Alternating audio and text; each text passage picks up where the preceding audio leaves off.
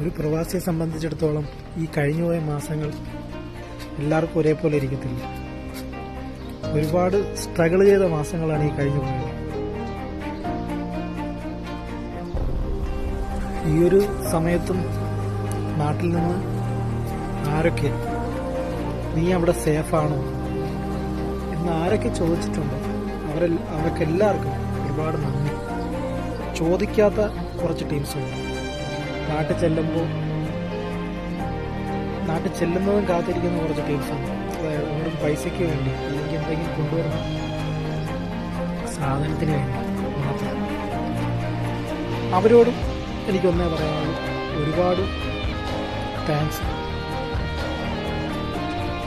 അത് വേറൊന്നുമല്ല, മനസ്സിലാക്കി തന്നെ ആരൊക്കെ കൂടെ ഉണ്ടാവും എന്ന് മനസ്സിലാക്കി തന്നതിന്. ഓക്കെ.